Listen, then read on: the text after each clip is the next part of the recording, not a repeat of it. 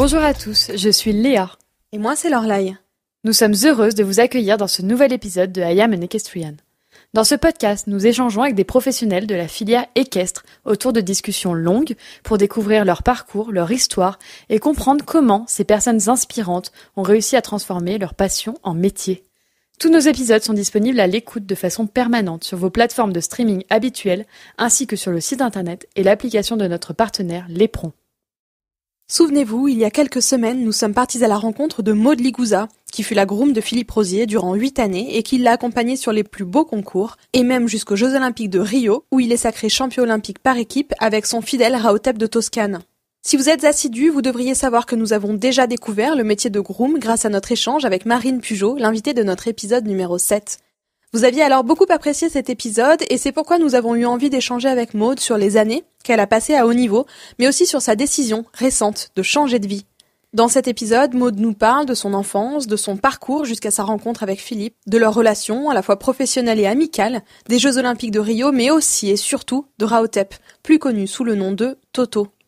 Vous allez l'entendre, Maud a parlé à cœur ouvert à notre micro et nous a beaucoup émus aussi. Alors armez-vous d'un thé ou d'un chocolat chaud et installez-vous confortablement pour écouter cet épisode avec Maud Ligouza. Cet épisode est soutenu par la société Equistro. Depuis plus de 30 ans, Equistro prend soin de la santé de votre cheval. Son bien-être et ses performances sont au cœur de leurs préoccupations. Equistro s'engage à fournir aux chevaux une gamme de produits avec les nutriments qui leur sont nécessaires sous une forme biologiquement adaptée à sa propre physiologie afin de lui permettre d'exploiter son potentiel génétique et de gagner. Les produits Equistro sont 100% made in France puisqu'ils sont fabriqués sur leur site de Tarare près de Lyon. Leur gamme d'aliments complémentaires répond parfaitement aux différents besoins de votre cheval et s'adresse par exemple au soutien de l'appareil locomoteur avec leur tout nouveau produit Equistro Flexadins Advanced. Il s'agit d'un aliment complémentaire pour chevaux destiné à maintenir vitalité et souplesse des articulations du cheval de façon durable. Il contient du collagène de type 2 non dénaturé, de la Boswellia serrata pour son action anti-inflammatoire et analgésique et des acides gras oméga 3 connus pour leurs propriétés antioxydantes. La combinaison unique de ces ingrédients est conçue pour soutenir de façon durable vitalité et souplesse des articulations. Equistro Flexadins Advanced est donc particulièrement recommandé chez le cheval athlète dont la mécanique articulaire est soumise à des efforts intensifs et à des entraînements réguliers. Et ce partenariat n'est pas choisi par hasard, puisque le champion olympique par équipe, Philippe Rosier, est partenaire d'Equistro depuis de nombreuses années, ce qui a donc amené notre invité du jour, Maud Ligouza, à les utiliser très régulièrement et à observer leurs bienfaits sur ses chevaux. Si vous souhaitez plus d'informations, n'hésitez pas à vous rendre sur leur site internet equistro.fr et à les suivre sur leur compte Instagram Equistro Worldwide. Allez, c'est parti, bienvenue sur I Am an Equestrian, le podcast. Bonjour Maud. Bonjour. Alors, je vais essayer de te présenter au mieux et puis tu compléteras mes propos. Donc, tu es une jeune femme d'une 30aine d'années. Tu es installée en région de Fontainebleau où on est en train d'enregistrer cette interview. On est chez toi. On te connaît pour avoir consacré 8 années, je crois, de ta vie au sport de haut niveau. Tu as accompagné, tu as été groom du cavalier et champion olympique Philippe Rosier. Pendant 8 ans, tu as traversé du coup le monde entier, tu as fait tous les plus beaux concours de la planète aux côtés de Philippe et aujourd'hui tu as entrepris un nouveau chapitre de ta vie et tu as décidé de quitter le sport pour entamer une reconversion professionnelle. Est-ce qu'il y a des infos qui me manquent ? Non, on a les 8 ans, on a les 8 ans auprès de Philippe. Jeune femme, oui, jusque-là, ça va. Non, je crois qu'il n'y a pas d'infos qui manquent, ça va. Nickel. Du coup, on reviendra un peu plus tard sur ta situation actuelle et sur ta reconversion. Et pour commencer, on aimerait bien que tu te présentes. Est-ce que tu peux nous dire qui tu es, d'où tu viens et puis comment tu es devenue, en fait, quel a été ton parcours jusqu'à devenir groom ? Oui, alors moi je suis née à Nîmes. Dans le sud, donc j'ai vécu 18-19 ans à Nîmes, où j'ai fait toutes mes études. Ma maman a un centre équestre sur lequel on a habité à partir de mes 7 ans. Avant ça, le centre équestre n'était pas tout à fait au même endroit, donc voilà. Après, c'était ouvrir sa fenêtre avec les poneys devant la fenêtre, c'était assez chouette. Mon papa est architecte, donc rien à voir, mais cavalier un peu quand même. Donc la passion était bien là dans la famille. Et puis après, j'ai fait une première année je me suis lancée dans des études de biologie dans un premier temps pour enseigner en fait dans les maternelles et les primaires. Et puis quand j'ai un peu avancé dans mes études, la réforme est passée, il fallait faire un master. Donc là, je me sentais pas du tout capable de rester 5 ans sur les bancs de la fac. Donc je me suis dit, je vais enseigner, mais à poney et à cheval, comme ma maman, on va faire pareil. Bon, mon papa a un petit peu tiqué, parce qu'il aurait aimé que je fasse des plus longues études, mais la passion était trop forte, et du coup, je me suis lancée à faire mon monitorat dans un centre équestre départemental à Avignon, chez Jacques Dulcy, et son bras droit, Rosemary Pichonnier, qui ont continué à me transmettre cette passion-là, d'enseigner déjà dans un premier temps. Et puis Jacques il a pris sa retraite, mais Jacques était un cavalier de concours complet, de haut niveau. Il a fait les Jeux à Atlanta en 96, et il m'a dit voilà, moi j'ai besoin de gros, mais en général je prends des stagiaires moniteurs, comme ça je leur montre un peu le métier. Et j'ai trouvé ça incroyable. Je ne connaissais pas du tout ce métier-là, hein. Je veux dire, c'était en 2006-7. Donc je me suis dit, mais qu'est-ce que c'est que ça? Qu'est-ce que c'est que ce métier-là? Donc monter dans le camion à côté de Jacques et faire des kilomètres et des kilomètres pour aller en concours. Jusqu'à quand même le 3 étoiles à Rome, qui était un concours, vraiment 3 étoiles en complet, ça commence à faire. Voilà, donc c'était chouette de découvrir ce milieu-là. Après, j'ai quand même enseigné, après la sortie de mon monitorat, pendant 2 ans. Et puis, dans le centre équestre de ma maman, donc on est très fusionnels, donc c'était bien de travailler ensemble, mais il y avait des points un peu compliqués. Et moi, je me suis dit que j'avais envie de voir autre chose. Donc j'ai cherché autre chose. Et je suis arrivée en région parisienne parce qu'il y a plus de travail. J'ai commencé par un poste de cavalier vers Rambouillet, et ça me plaisait pas, c'était pas tout à fait ça. Et je me dis, tiens, j'ai mon poids lourd, pourquoi pas faire groom comme je faisais avec Jacques. Et complètement par hasard, je suis arrivée chez Philippe Rosier. Voilà, l'histoire est un peu dingue de l'appel avec Philippe. Après, ça a coupé en fait. J'avais postulé pour un autre poste sur le haras des Grands Champs, et ça allait pas parce que j'avais un cheval. Et on m'a dit oui, c'est pas possible d'avoir un cheval chez moi. Bon, ok. Et du coup, la personne a donné mon numéro à Philippe. Et Philippe m'a appelé un jour où j'étais à Rambouillet. J'avais un très mauvais réseau. Ça a coupé. Donc je n'ai pas entendu qui c'était. Mais le poste avait l'air hyper sympa. Dans un premier temps, je lui ai dit, je vous rappelle, je travaille, je suis désolée. Enfin, je l'ai un peu envoyé sur les roses. Et je l'ai rappelé à 18h le soir. Et il était persuadé que j'avais entendu son nom à midi. Je n'avais pas du tout entendu son nom. Donc on est parti dans un entretien. Il m'explique le poste, qu'il a besoin de 2 grooms, qu'il fait du haut niveau dans les mêmes écuries que Charlotte. Enfin, ça dure, mais un quart d'heure. Je ne savais pas qui c'était.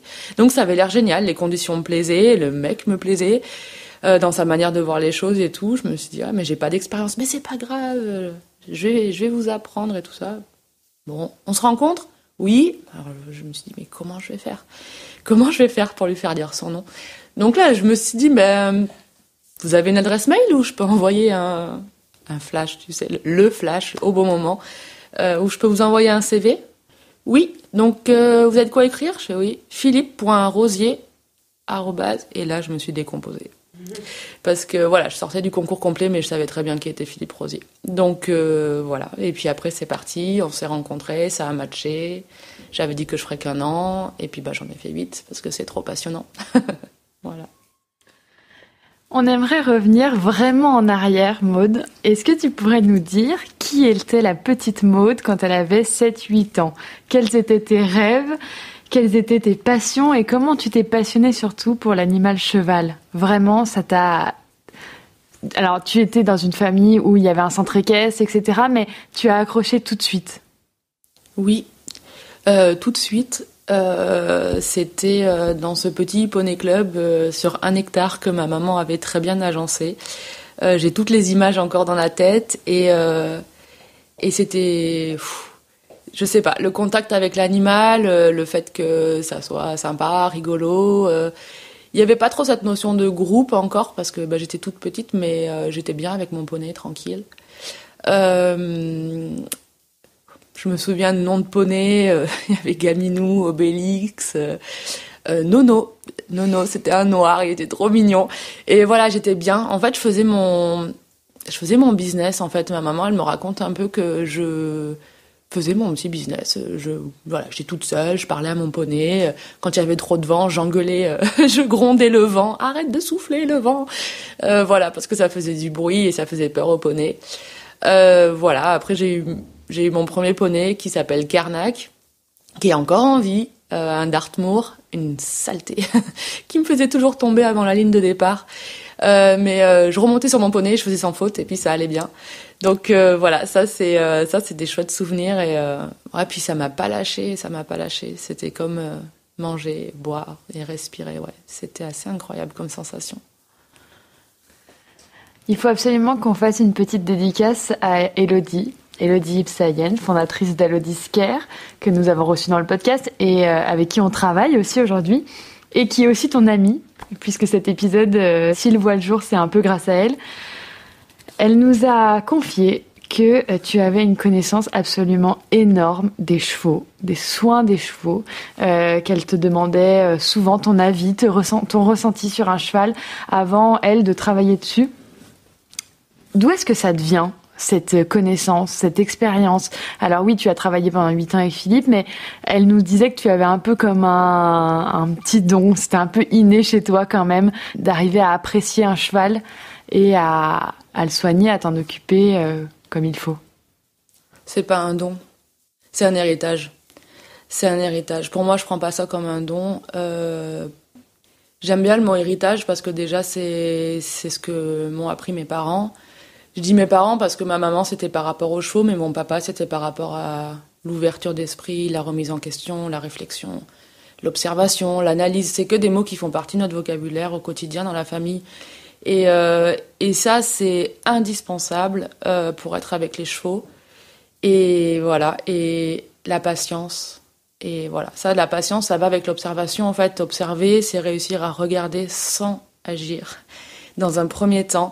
Et se dire, tiens, là, il y a eu ça, et il y a la semaine dernière, à ce moment-là, c'était ça. Et voilà, et arriver à en tirer un petit peu un espèce de, on va peut-être pas dire don, mais un espèce de feeling, une conclusion, voilà, par rapport à tout ça. Et après, par rapport aux chevaux, j'ai passé tellement de temps avec. Il y a... à l'adolescence, il y a certains soirs, c'était compliqué de monter après le lycée parce que voilà, on est ado et que même si j'aimais beaucoup ça, il y a des fois, c'était un peu, voilà, j'avais 2 poneys de concours complets à ce moment-là et à bon niveau et il y en avait un qu'on devait vendre, donc j'avais pas la pression de ma maman, mais je me mettais moi la pression personnelle de temps en temps, mais il y a des fois, j'avais envie un peu de lâcher. Et un soir, je voulais pas monter après les cours. Et le lendemain matin, ma maman, elle m'a réveillée à 5 heures en me disant, si tu veux pas monter après, tu vas monter avant. C'est juste pour dire que c'était tout le temps. Alors oui, là, comme ça fait un peu la mère difficile, mais non, c'est parce qu'elle me guidait et elle me disait, voilà, c'est toi qui as envie. Et je disais oui. Alors si tu as envie, il faut que tu t'investisses. Et pour ça, c'est tous les jours. Donc c'était vraiment tous les jours et le week-end et les concours et dès que ma volonté de vouloir très vite être indépendante, mon permis vend tout de suite, mon permis poids lourd à 21 ans tout juste parce que dès qu'on pouvait je le faisais et être avec eux tout le temps et ça ouais, on développe je pense que j'ai passé autant d'heures sur les bancs de l'école que assise à côté de mes poneys à les regarder vivre et les regarder vivre, c'est très enrichissant. Et chercher aussi la sensation dessus, de ce qu'on peut voir à pied à la longe. Tout ce travail-là, ça m'a développé cette envie-là et peut-être ce don. Mais moi, j'y crois pas. C'est de l'héritage, de l'apprentissage et de la volonté. Tu nous disais à l'instant que quand tu as discuté avec Philippe avant d'être embauché, tu lui as dit que tu n'avais pas d'expérience et qu'il t'avait dit c'est pas grave. comment on apprend en fait à être groom et notamment comment on apprend à être groom quand on se lance quasiment directement dans le grand bain, dans le haut niveau. Est-ce qu'on peut se permettre, justement quand on n'a pas l'expérience, de faire des tests, de se tromper, de rater, de tester, enfin tu vois ce que je veux dire, d'itérer un peu avec des nouvelles méthodes, alors que on est censé trouver la méthode qui va convenir tout de suite. Comment on apprend justement? Je savais pas que c'est le grand bain. On m'avait pas prévenu. On m'avait pas prévenu. Puis surtout, j'ai commencé avec la finale des 7 ans de Rahotep, à emmener Rahotep en petit camion au Grand Parquet. Et après, on m'a dit, tiens, on va au Global de Lausanne. Vraiment, pour vous dire la vérité, je ne savais pas ce que c'était le Global Champion Tour. Donc je me suis retrouvée à Lausanne. Je me suis bien douté que c'était un concours assez chouette. On m'a dit que c'était un 5 étoiles. Ça, quand même, j'avais repéré, j'avais un peu de connaissances là-dessus. En complet, on natte pour la vis veto, donc j'avais commencé à natter la jument. Heureusement, avec moi, à ce moment-là, il y avait Benoît Canet, que vous connaissez, qui a commencé aussi chez Philippe à groomer 2 ou 3 semaines après moi. Et Philippe avait dit, on part ensemble, les 2 grooms. On avait que 2 chevaux, donc autant vous dire qu'on n'était pas débordés. Mais parce que j'ai envie que Maud, elle s'imprègne et qu'elle apprenne. Et voilà, elle a appris en s'imprégnant. Et comme avec les chevaux, j'ai appris en regardant. Alors oui, quand il faut essayer des choses, c'est sûr que c'est plus compliqué, mais j'ai beaucoup discuté avec Philippe. En fait, à chaque fois que j'avais envie de quelque chose, je me suis dit, tiens, là, cette jument-là, par exemple, moi, je la vois comme ça, et il dit, moi, je la sens comme ça. Ah, alors, qu'est-ce qu'on va pouvoir faire? Et moi, je dis, je sais pas, moi, je masserais bien là. Il me dit, oui, mais alors, attends, pas avec ce gel-là, peut-être avec cette pommade-là. Et il me dit, tu sais quoi, moi je pense ça, mais il me dit, va voir les autres grooms. Et là, c'était parti, en fait. Il y avait une espèce de triangulation entre Philippe, les autres grooms et moi. Et aussi, j'ai envie de dire, c'était même plus grand que ça, parce que ça comprenait bien sûr les professionnels qui travaillaient avec nous. Donc c'était les vétérinaires, c'était les dentistes, c'était le dentiste, c'était l'ostéopathe. Enfin voilà, il y a vraiment une équipe autour des chevaux et voilà, et c'est en discutant, c'est en échangeant, et il y a eu des ratés, c'est sûr. Heureusement, pas grave, mais il y a eu des ratés, il y a eu des petites choses où il me dit, là, ça va pas, mais il m'en a jamais voulu. On a essayé, et au moins, il me dit, au moins, on sait que ça va pas. Et voilà, c'est pas grave, on sait que ça va pas. On fait tellement de parcours, il se passe tellement de choses, que si, voilà, on rate à un moment... moi, je pense que c'est la discussion, et l'échange, et petit à petit... l'oiseau fait son nid. Tu nous as dit que quand tu as passé ton entretien au téléphone avec Philippe, tu ne savais même pas qui c'était, mais tu as tout de suite apprécié le mec, comme pour te citer. Hein. Oui.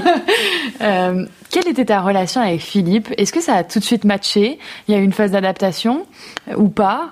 Sur quoi était basée cette confiance entre vous? Je sais pas pourquoi il y a eu confiance tout de suite. Je dois avouer que je ne sais pas. Maintenant que tu me poses la question... il m'a senti comme je l'ai senti, je crois. Après ce Lausanne, il y a eu Barcelone, où, encore une fois, avec Benoît Canet, j'ai pu apprendre. Et puis, il avait confiance en Benoît, donc s'il y avait Benoît, ça allait aller. Je pense qu'il m'a beaucoup observé. Et je me souviens, on avait Dakar à Barcelone, et il a essayé de me mordre. Dakar, clairement, c'était un entier. Et il me connaissait pas, en fait, donc il avait peut-être le droit de me dire qu'il y a des fois, je fais des choses qui lui plaisaient pas. Et je me souviens avoir une réaction, j'ai juste donné une petite tape sur le bout du nez, hein, et je lui ai dit « Oh, ça va, oui ?» Et il m'a dit « Ah, tu me plais ?»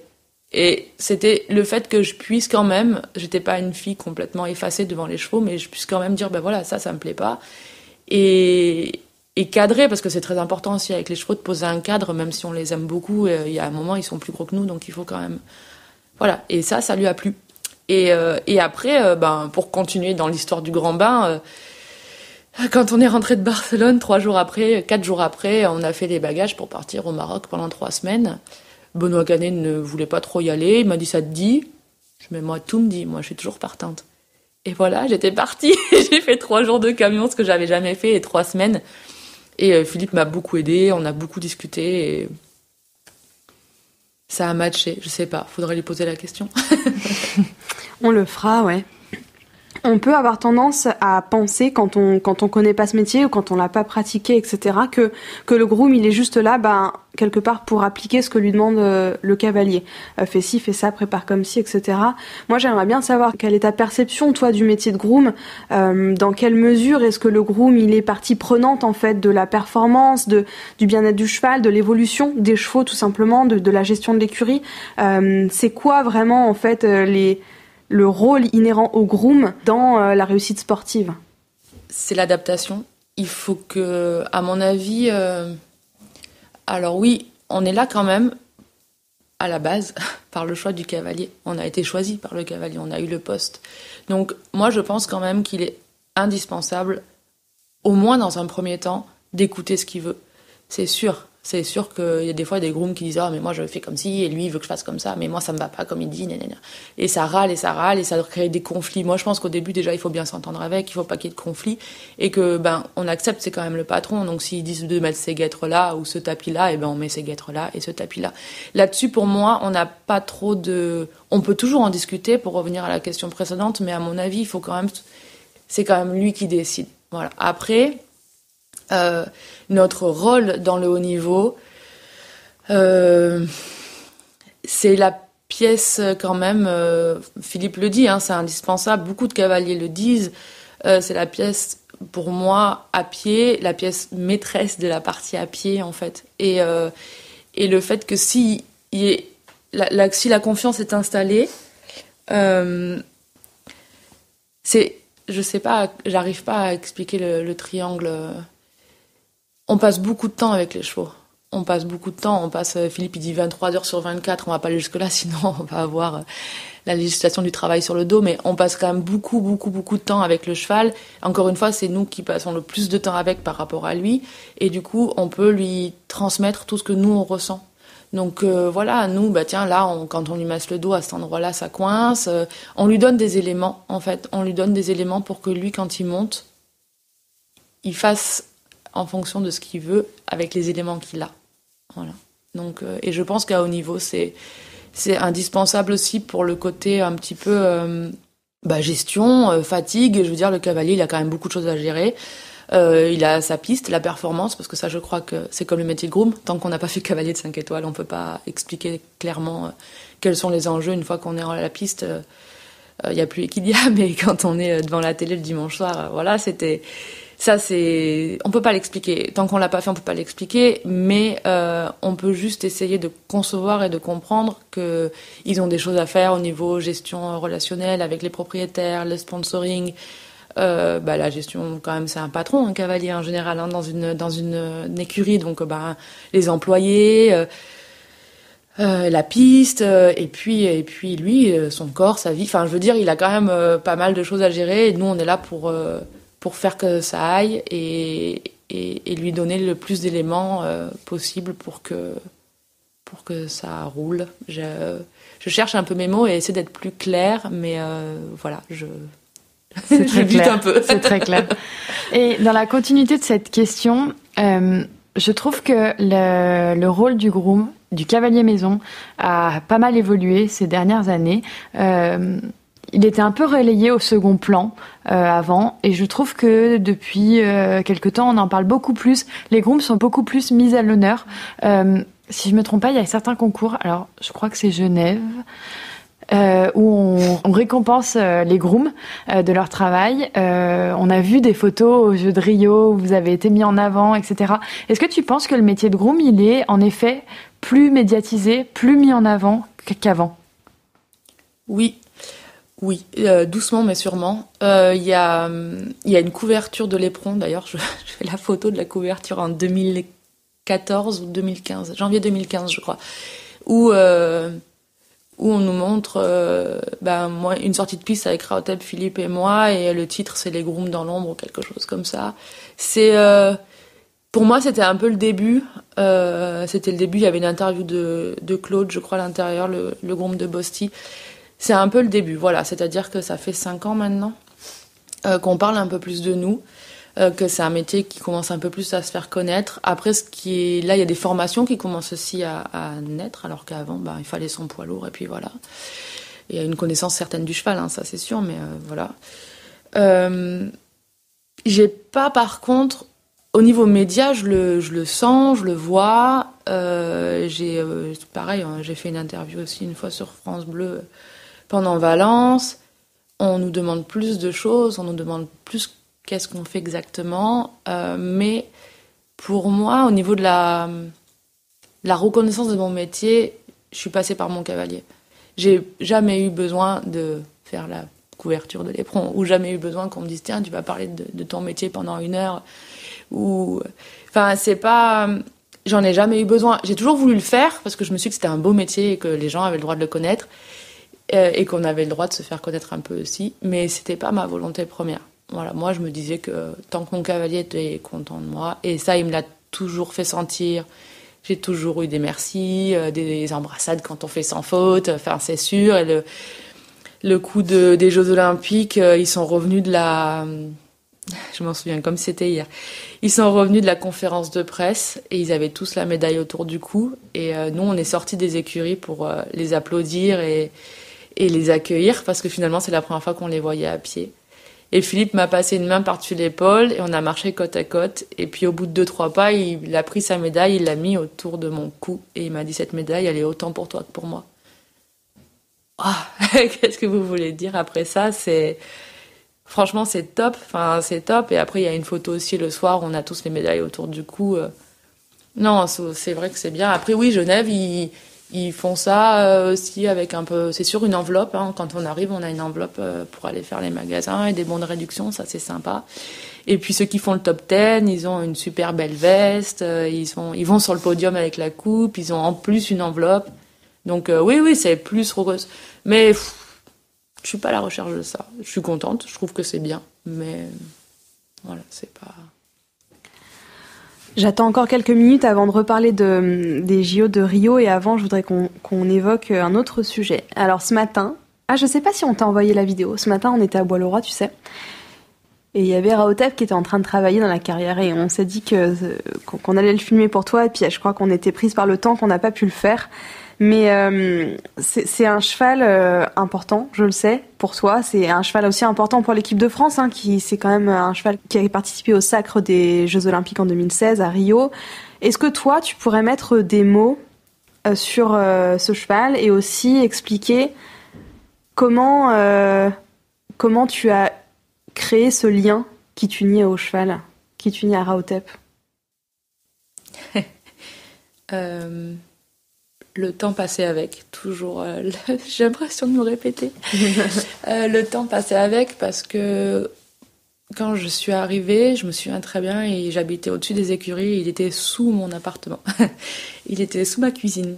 Et c'est marrant, mais du coup, le matin, quand je le voyais, je te disais, bah alors, je t'ai pas réveillée trop tôt ce matin, quand j'ai pris mon petit déjeuner. Et puis voilà, le fait que ça soit le premier cheval quelque part que j'ai mis dans le camion pour aller à sa finale des 7 ans, que il était quand même vraiment, vraiment très attachant, très gentil. Il me regardait beaucoup, c'était marrant. Enfin, voilà, après, il était caractériel avec Philippe. On est parti au Sunshine Tour, il avait donc 8 ans, hein, c'était début d'année 2013. Il se bloquait dans les carrières pour jouer et il reculait comme ça. Et Philippe, il me regardait, il me dit mais qu'est-ce qu'on fait? Moi, je savais pas, ça me faisait tellement rire. Alors j'essayais de rester sérieuse parce que Philippe, je voyais bien que ça l'embêtait. Et il rentrait en piste et il faisait sans faute. Et on a fait ses premières 140 à cette tournée-là.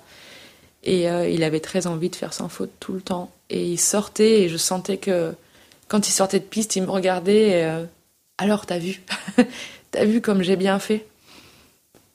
Et ouais, je suis un peu émue. En fait, je me rends compte qu'il y a des similitudes un peu avec peut-être Carnac, mon Dartmoor, qui me faisait toujours des crasses avant de partir et puis finalement qui faisait sans faute et qui était fier de lui. Donc Toto, c'est un peu ça. C'est une super personnalité qui fait un peu comme il a envie, quand il a envie. Mais en fait, quand il veut bien faire, il est capable de tout donner. Et je crois sincèrement, vraiment, qu'il le fait pour nous. Et pour Philippe et pour moi. Et c'est très important de savoir que je crois qu'il m'aime beaucoup. mais qu'il y a toujours un moment où, d'ailleurs, je le sentais, je le disais à Philippe, et je dis là, il a besoin de vous, pas de moi. Parce qu'il est fier aussi quand il fait bien avec Philippe. Faire bien avec moi, faire bien pour moi. Voilà, c'était... On a beaucoup été liés sur plein de choses, sur plein de moments, sur des moments un peu difficiles, des transports qui étaient un peu longs, je sentais que ça lui tirait dessus, il aimait pas trop ça. Donc ça, on avait établi avec Philippe qu'on faisait des pauses, qu'il faisait jamais de temps de route, qu'on faisait des étapes, que des fois j'avais pas besoin de faire des étapes au niveau de la réglementation, mais que j'en faisais pour lui. Et je lui parle beaucoup, je dis bah voilà, tu vois, là on n'a pas fait beaucoup de camions parce que c'est pour toi, on va se reposer toute une nuit et demain on repart. Et tout ça, ça nous a vraiment liés parce que on faisait les choses et pour lui et avec lui. Et là, il y a plein de moments du coup où il n'était pas contre nous. D'ailleurs, il a rarement été contre nous, mais son petit caractère, il l'a rangé, il l'a mis dans le bon sens et pour nous. Donc ça, c'était... Et ça lui a donné toute sa force. Toute sa force. Et enfin, je me souviens des moments où il n'était pas très bien et c'est parce que juste... il était pas rangé au même niveau que les autres parce que Toto, il sait très bien qu'il est comme les autres, mais il est comme les autres chevaux dans l'écurie, il aime bien qu'on s'occupe de tout le monde, mais il faut lui faire sentir qu'il est un tout petit peu différent.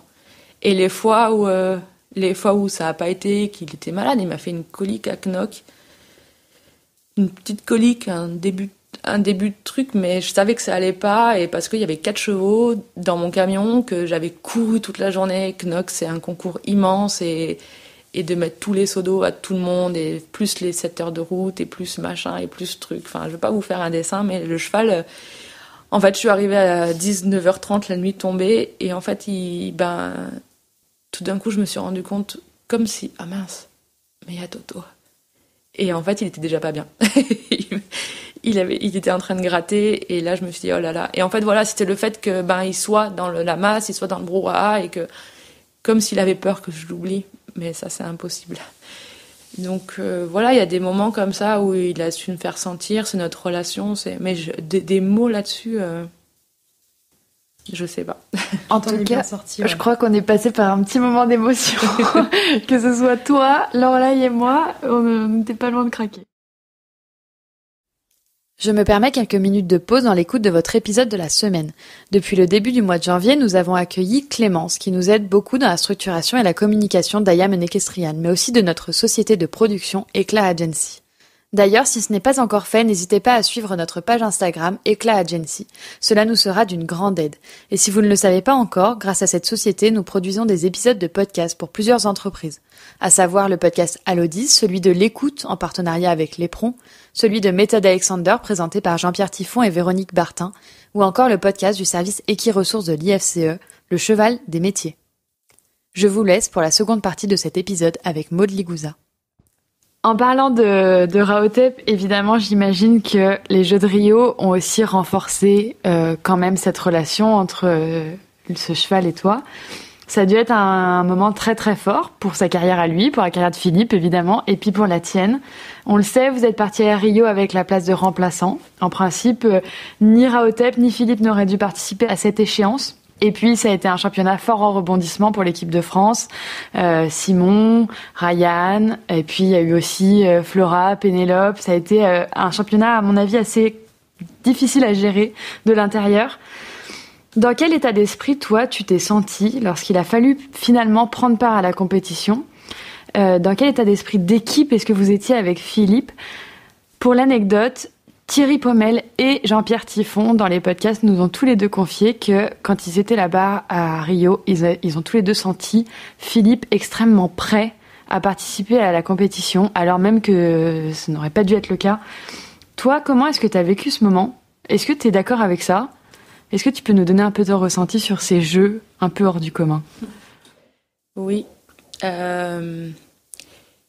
Avant de partir, une chose était sûre, on était prêts. Moi, je suis rarement sûre de moi, mais là, je me suis dit, mon cheval est prêt. Franchement, on est prêt.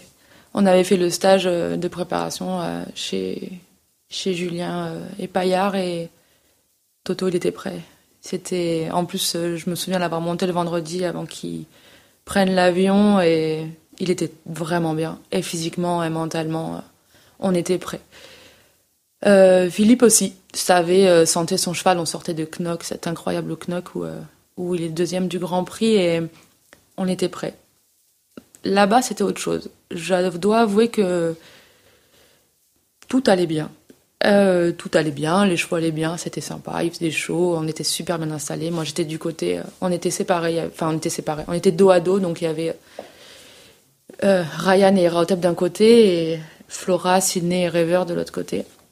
Et on est arrivé là-bas, c'était vraiment bien, jusqu'à ce que Marine m'appelle le matin, Marine, la groom de Ryan. Et j'ai pas entendu son premier appel et je l'ai rappelé assez rapidement. J'étais sur la route pour venir, elle commençait plus tôt que moi. Et là, elle m'annonce que Ryan, ça va pas. Dans un premier temps, je dois avouer que j'étais plus sûre de rien. Je me suis mise à pleurer.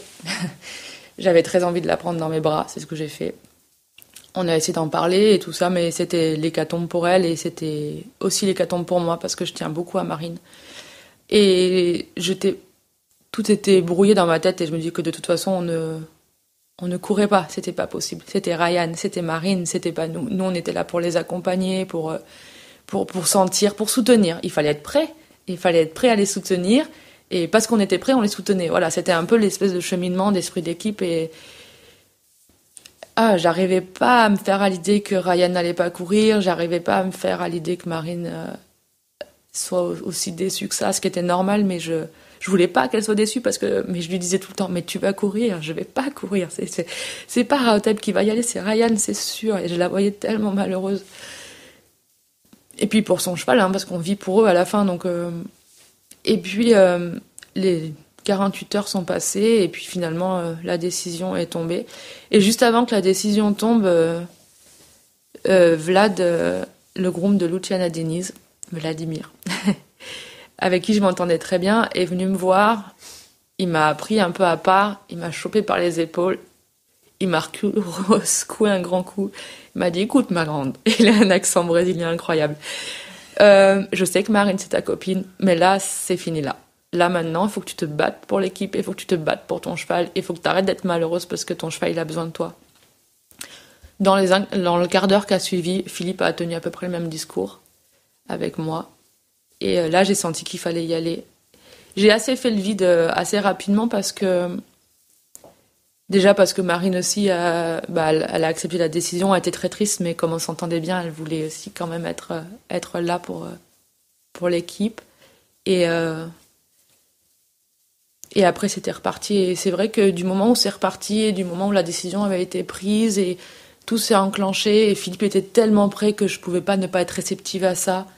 Et je suis allée le dire à Rahotep dans son box et il était prêt, il n'y avait plus rien à faire, c'était parti. Est-ce que les choses ont changé pour toi après Rio ? Est-ce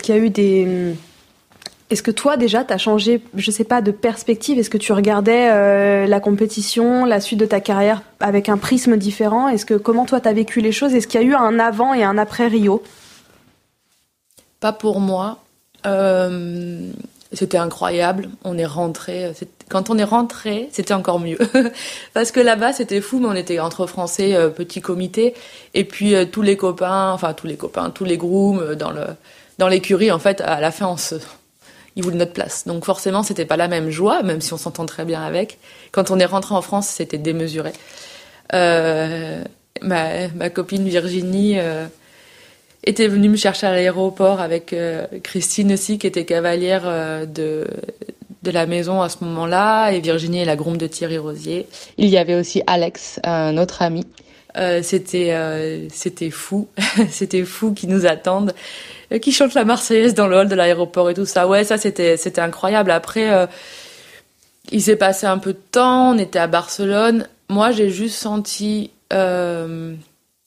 Moi, vraiment, dans mes perspectives, ça m'a rien changé. Je me suis jamais dit, j'irai jusqu'au jeu et j'arrête. Enfin, je veux dire, on a su qu'on allait au jeu mi-juillet et ça allait très très vite. Donc, c'était très condensé. Je voulais juste faire une Coupe des Nations, moi. Voilà, c'était mon objectif. Je me suis dit, j'ai pas fait de Coupe des Nations depuis que je suis chez Philippe. J'aimerais bien en faire une.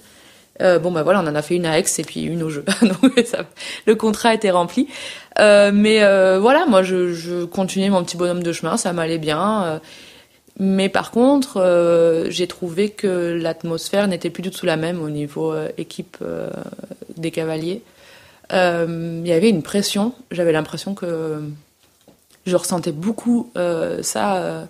J'ai l'impression que Philippe, on lui mettait la pression et il se mettait un peu la pression aussi, dans le sens où il disait, ben voilà, maintenant on attend de nous qu'on soit parfait. Mais ça, c'était pas possible.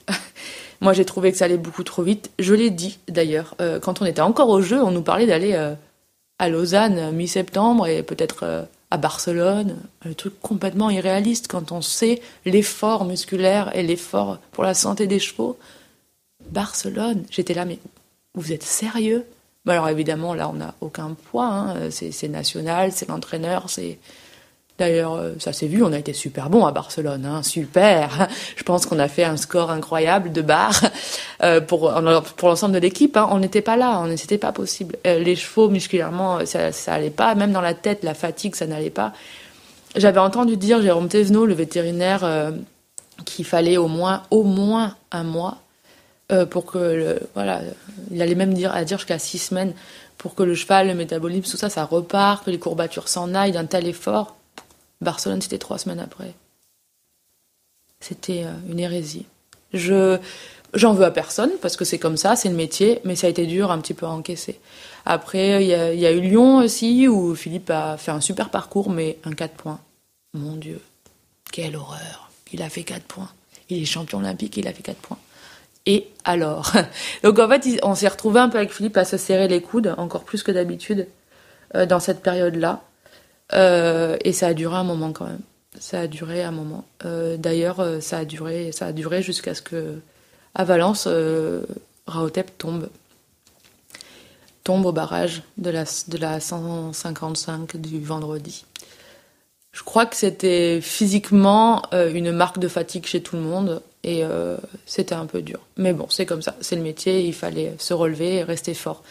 Voilà. Moi, après, vraiment, pour revenir à la question, personnellement, ça m'a pas changé beaucoup. À part que, non, ça m'a pas changé. Je suis restée la même, proche de mes chevaux et proche de mon cavalier. T'es la deuxième groom qu'on interviewe dans ce podcast, hein, et tu en as parlé. On a discuté avec Marine aussi, et ça a été l'une des premières personnes qu'on a invitées dans ce podcast. Vous avez, quand vous êtes groom, vous consacrez votre vie entière, finalement, aux chevaux, aux cavaliers, aux concours. Vous traversez la planète entière, vous faites des heures de camion. Comment est-ce qu'on fait pour allier une vie personnelle avec ce travail-là? Comment est-ce que... Alors, on va y venir. Tu nous l'as dit, tu étais extrêmement fatiguée à la fin. Ça fait partie aussi de ta décision, sur laquelle on reviendra, d'arrêter. Comment est-ce que tu as vécu ces 8 années personnellement, toi, dans ta vie de jeune femme, pour allier tout ça, tout ce travail, ces responsabilités et puis ta vie?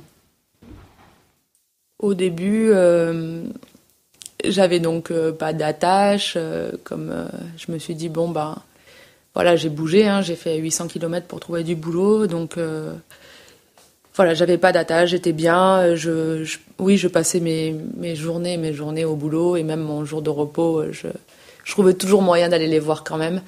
Ouais, on s'investit beaucoup. Après, ça m'a pas empêché de continuer à voir mes amis ou à les appeler. J'ai gardé des amis hors pro, qui m'ont d'ailleurs beaucoup soutenue.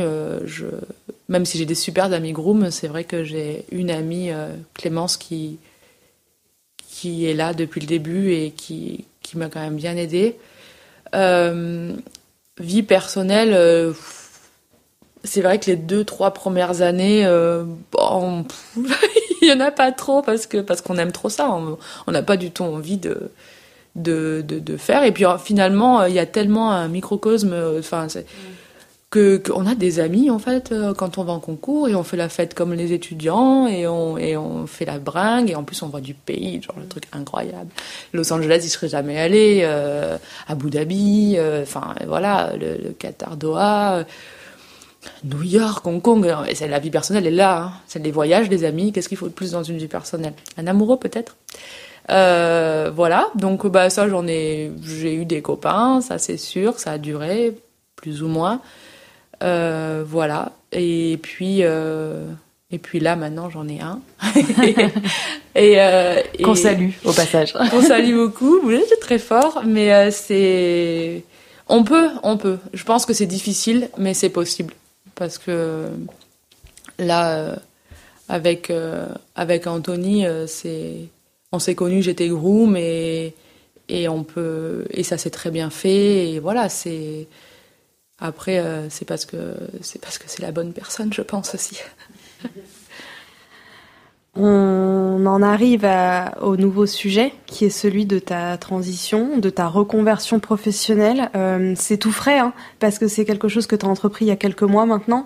On s'est vu, nous, on t'a rencontré quand on est allé à la grande semaine de Fontainebleau. On a dîné ensemble et tu commençais tout juste, justement, ta nouvelle formation. J'aimerais bien que tu nous en parles au micro, cette fois, que tu nous expliques un petit peu qu'est-ce qui t'a décidé à tourner la page du sport de haut niveau pour entreprendre une nouvelle vie professionnelle et que tu nous parles un tout petit peu justement de ta nouvelle formation. On avait dit que la fatigue c'était quelque chose qui avait aidé ma décision.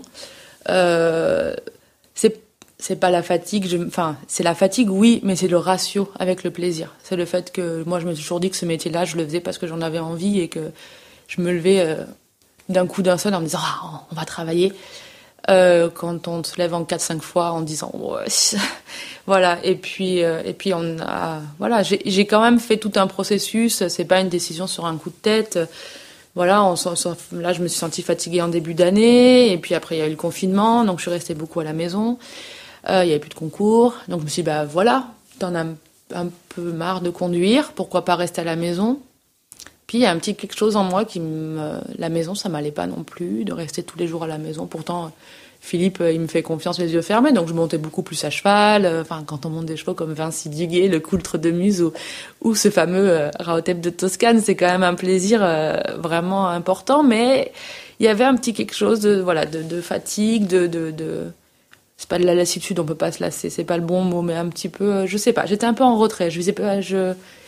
J'ai mis du temps à comprendre ce qui se passait, hein, parce que après, j'ai dit alors qu'est-ce que tu veux faire? Je me parle à moi-même, j'écris, qu'est-ce qui pourrait être bien? Donc, j'ai commencé à trouver quelques formations. Donc, c'était plutôt dirigé au début vers auxiliaire de puéricultrice, parce qu'il y avait ce rapport avec les enfants, avec le soin. Donc, ça me rappelait un peu à mes études de biologie.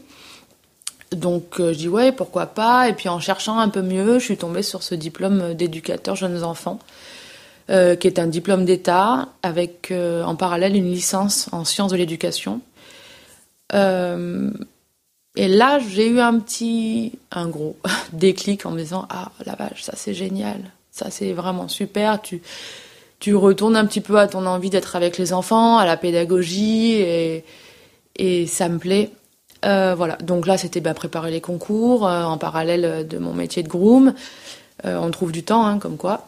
Et puis j'ai eu les réponses des écoles, donc j'étais prise dans les 3 écoles où j'avais postulé. Donc c'est même pas de la fierté, on n'a même pas le temps d'être fier, mais on est juste content. On se dit tiens, ça a marché. Tiens, je peux faire autre chose. Les écoles pensent que je peux rentrer en formation, que je suis capable de le faire. Tiens, c'est un drôle de sentiment, c'est sympa aussi d'avoir cette porte qui s'ouvre. Et puis, ma décision était prise à 70%, et là, Philippe m'annonce, je l'avais pas dit à Philippe, mais Philippe m'annonce, tiens, on va partir à Saint-Tropez pendant un mois pour du concours. Et je crois que c'est la première fois où je me suis dit, oh non. Et ça, c'était un bon élément. Je me suis dit, là, Maud, si t'as plus envie d'aller au concours, ça ne sert à rien. Il fallait y aller, je pouvais pas le planter. C'était mon cavalier, je pouvais pas lui dire, non, j'ai pas envie, ou faire une crise, ou partir en claquant la porte. C'était ma dernière des volontés. Donc j'ai dit, ok, je vais en concours. Et je me suis dit, sur la route, je me dis, tiens, peut-être quand même que ça va réveiller quelque chose après ce confinement et que tu vas avoir envie. Et non. Non, je n'avais plus envie. Et c'est quelque chose de difficilement explicable. J'avoue que j'ai eu du mal à l'encaisser, entre guillemets, pour moi-même, de me dire que ma passion s'éteint. C'était la question que je me posais. Et je regardais mon toto en me disant, qu'est-ce qu'on fait? Je lui demandais vraiment qu'est-ce qu'on faisait. Donc j'ai réfléchi, j'ai vraiment posé des choses et puis on est rentré. Et puis là, c'était plus fort que moi. Il fallait que je dise à Philippe que je voulais arrêter. Et sa réaction a été... Mon père me dirait « rien n'est jamais parfait ». N'empêche que c'était vachement bien sa réaction. Je comprends, ma porte sera toujours ouverte, mais non, je t'en veux pas. Évidemment, je lui ai demandé s'il m'en voulait, c'était hyper dur. En fait, je me disais que j'allais lui faire du mal, mais il n'a pas eu de réaction comme ça. Il m'a pris dans ses bras, il m'a dit c'est incroyable ce qu'on a vécu. Il me dit tu te rends compte, 8 ans à haut niveau, les grooms, mais c'est 8 ans comme ça. Et puis on peut pas dire que ce soit 8 ans où on s'est engueulé toutes les 5 minutes. Il me dit on s'entend bien et ça va rester. Et c'est resté. Et je le remercierai jamais assez d'être aussi humain et aussi compréhensif. Et voilà, c'était parti. Donc ça, c'était le 17 juillet. 18h02. J'ai une mémoire des chiffres. C'était un jour où il y avait le vétérinaire. Et je me souviens très bien. Je l'ai dit à personne d'autre. J'avais besoin d'encaisser. J'avais besoin d'encaisser sa gentillesse. Sur ce moment-là, j'avais besoin de me rendre compte que ça y est, c'était fini. Que ça s'était bien passé et que toutes mes angoisses et mes peurs de lui dire, il les avait éteintes. C'est ça la relation en fait. C'est pour ça qu'elle est belle cette relation-là. C'est que ses angoisses à lui, j'arrivais à les éteindre et mes angoisses, il arrivait à les éteindre. Ça fait un peu bizarre dit comme ça, mais c'est une relation de confiance, c'est ça je crois. Et c'est chouette. Donc voilà, c'était fini. Voilà, je l'ai dit à ma collègue le lendemain. Ça a été très dur aussi parce que je tiens bien à ma collègue, Angèle. Et voilà, qui est plus qu'une collègue, hein, qui est vraiment une amie. Donc voilà, c'était fait. Et puis il s'est passé le mois d'août et dernier moment difficile, le penchement qui s'arrache, Rahotep qui part sans moi dans le camion. Je savais que j'allais être triste et je m'étais donné le droit d'être triste parce que pendant 8 ans où on court après les concours et les chevaux et les gens et que on gère parce que c'est de la gestion, hein, c'est du management, c'est du calme, de la patience, voilà tout ça et qu'on prend sur soi énormément. Et là je me suis dit ok, le camion va partir, tu vas te retrouver toute seule aux écuries. Tu as le droit de craquer, tu as le droit d'être triste. Et je savais pas à quel point ça allait lâcher. Mais il fallait que ça lâche, fallait pas que je retienne ça, c'était pas possible. Donc voilà, j'ai beaucoup pleuré. Je suis restée assise sur l'escalier en me disant voilà, j'ai regardé l'écurie vide parce qu'ils sont partis avec pratiquement tous les chevaux. Et ça a été dur jusqu'à tard le soir et le lendemain, comme si voilà, c'était digéré à peu près. Et puis voilà, et après le 15 septembre, ma formation a commencé. Et en fait, ce qui est assez, ça s'est bien fait, tout s'est bien enchaîné quand même parce que je suis partie, ils n'étaient pas encore rentrés du concours, donc j'ai pas eu une deuxième retour un peu d'émotion, voilà. Et après ma formation a commencé, et là c'est vraiment une autre page de ma vie et elle est aussi chouette aussi. En fait, comme je regrette rien. Comme j'ai vécu ce que j'ai vécu, j'ai mangé tout ce dont j'avais besoin au niveau émotion, au niveau sensation, au niveau relation. Voilà, j'ai pris ce dont j'avais besoin et maintenant je commence autre chose sans regret avec le passé. Et du coup, la formation se passe bien parce que ça y est, je me nourris d'autres choses. Alors moi j'adore les happy endings, donc je voudrais juste relayer l'information que tu nous avais donnée quand on a dîné ensemble à Fontainebleau, c'est que tu retournes très souvent chez Philippe, tu montes encore à cheval, tu vois encore Toto, donc du coup si tout le monde est en train de pleurer comme nous là de l'autre côté du micro, vous inquiétez pas, l'histoire se finit finalement très très bien. Ouais, grand moment d'émotion, hein. Franchement c'est... Merci Maud. Je crois que tu es totalement épanouie aujourd'hui. Tu as un métier, enfin en tout cas tu te formes à un métier qui a l'air de te plaire à 100%. Tu vois encore Toto. Ouais. Donc nous on te souhaite tout le meilleur pour la suite. Merci d'avoir répondu à nos questions et merci pour ce moment. De rien. Merci à vous. J'espère que cet épisode vous a plu et qu'il vous a offert la possibilité d'en apprendre plus sur le quotidien et le métier de groom. Nous nous retrouverons dans 2 semaines pour un épisode avec la juge de dressage 5 étoiles, Isabelle Judet. À bientôt!